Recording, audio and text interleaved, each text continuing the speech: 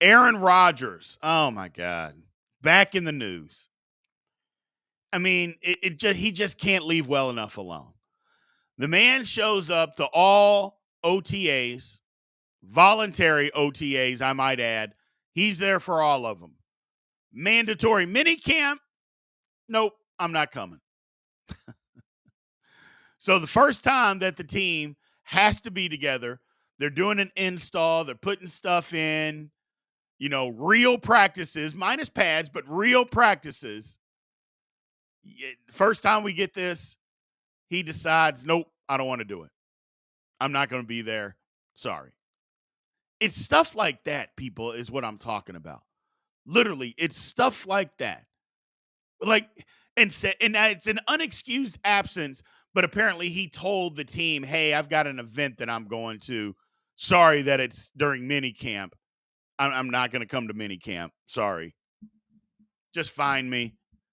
And I'm like, okay, whatever. Like I said, Aaron Rodgers, it's always something with that guy, isn't it? Isn't it always something? Some kind of drama with him. Something, I mean, I don't know. Aaron Rodgers, one of the greatest quarterbacks out there that's ever played. He is.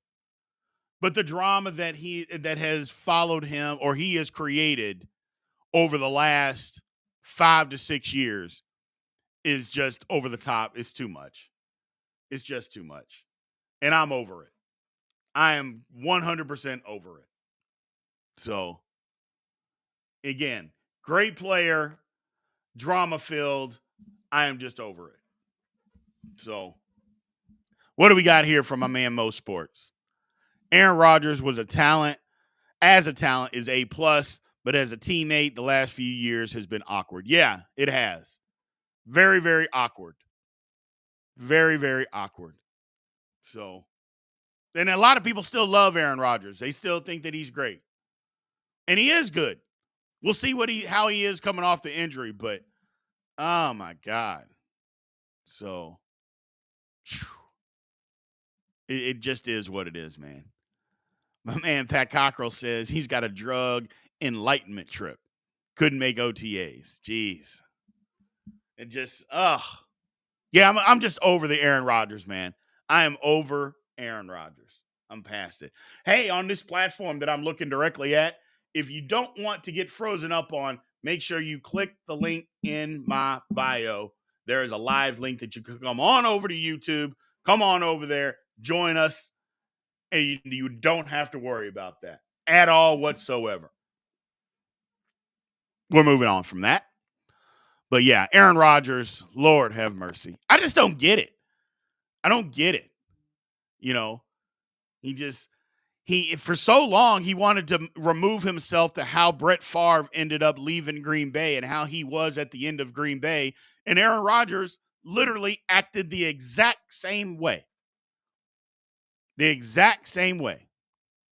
So, yeah, Aaron Rodgers in Green Bay refused to work with the team and young wide receivers in Green Bay. And he's up to the same tricks in New York. Only player missing besides a guy that's trying to force their way out of New York. That's my whole thing. It's always something like, what are you doing, man? Just show up. Just show up.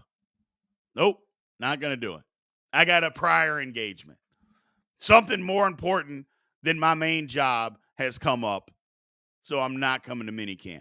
And I don't want to hear that minicamp isn't that important.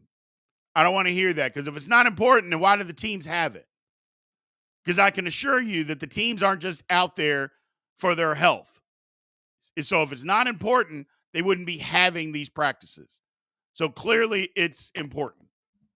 And every team does it. Like, you're not forced to have a mini camp. Like, nobody can make you do it. You do it because it's important. Installations. And now, granted, Aaron Rodgers knows the offense front to back. He's been in the same offense forever. So that part isn't the issue. But getting familiar with your teammates. I mean, he's got a brand new offensive line. They need to get familiar with cadence and things of that nature. trying to get up to speed. Remember, he only played 4 snaps last year. Not 4 games, not 4 series, 4 snaps. That was his season last year. So maybe, just maybe, you want to try to get some more practice time in. But, not Aaron Rodgers. He got enough. He's got enough. Doesn't need it. Doesn't need the practice time. So, Lord have mercy. It's always something with that guy. It's always something. And I think the Jets actually can have a really good season this year. I do. I think their additions and what they bring to the table, yeah. I think that they have a good shot, number one, to win the East, the AFC East. And if the season had to start today, that's who I would actually be picking to win the East, is the Jets. The additions they made on offense, rebuilt offensive line, and what they already have on that defense is it crazy to say that the Jets can win the AFC East? I don't think so. I don't think it's crazy at all. So, but we'll see what happens. We'll see what happens with the Jets, man. We'll see what happens with Aaron Rodgers. Again, it's always something with him.